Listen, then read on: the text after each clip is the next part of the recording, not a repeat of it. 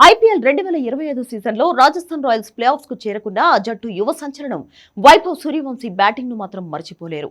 14 ఏళ్లకే ఐపీఎల్లోకి entry ఇచ్చిన వైభవ్ అద్భుతమైన ఆటతో క్రికెట్ ప్రపంచాన్ని తన వైపుకు తిప్పుకున్నాడు. ముఖ్యంగా గుజరాత్ టైటన్స్ తో మ్యాచ్ లో ఆకాశమే హద్దుగా చెలరేగాడు.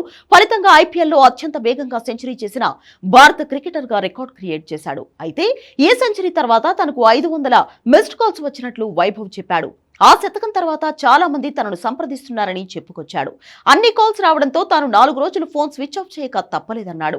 ఆ మ్యాచ్ తర్వాత ఎంతో మంది తనను కలిసేందుకు వస్తున్నారని చెప్పాడు. కానీ తన చుట్టూ ఎక్కువ మంది ఉండడం ఇష్టం లేదని, వీలైనంత దూరంగా ఉండేందుకు ప్రయత్నిస్తుంటారని వ్యాఖ్యానించాడు. కేవలం తన కుటుంబం, అతి కొద్ది మంది స్నేహితులతోనే ఉండేందుకు ఇష్టపడతాను అంటూ వైభవ్ చెన్నై సూపర్ కింగ్స్ తో మ్యాచ్ తర్వాత కోచ్ ద్రవిడ్ తో చెప్పాడు.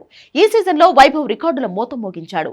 14 ఏళ్లకే ఐపీఎల్ అరంగేట్రం చేయడం నుంచి 35 బంతుల్లోనే శతకం చేయడం వరకు పలు రికార్డులను తన పేరు మీద లిఖించుకున్నాడు. వైభవ్ ఆడింది కొన్ని మ్యాచ్లే అయినప్పటికీ తన సత్తా ఏంటో ప్రపంచానికి చూపించాడు. 7 మ్యాచ్ల్లో వైభవ్ 206.56 స్ట్రైక్ రేట్ తో 252 పరుగులు చేశాడు. దీనిలో ఓ సెంచరీ, ఓ హాఫ్ సెంచరీ కూడా ఉంది. తాజాగా చెన్నై మ్యాచ్ తో రాజస్థాన్ ప్రస్తుత సీజన్ ముగిసింది. ఈ క్రమంలోనే వైభవ్ పై రాజస్థాన్ కోచ్ రాహుల్ ద్రవిడ్ ప్రశంసలతో ముంచెత్తాడు. అలాగే వచ్చే సీజన్ కు బాగా ప్రిపేర్ అయ్యి రావాలంటూ వైభవ్ కు సూచించాడు. అటు సేవాగ్, రైనా, కేఫ్ వంటి మాజీ ఆటగాళ్లు కూడా వైభవ్ కు పలు కీలక సూచనలు చేశారు. ఆట మీదే ఫోకస్ పెట్టాలని, వేరే అంశాల జోలికి వెళ్లొద్దని సూచించారు.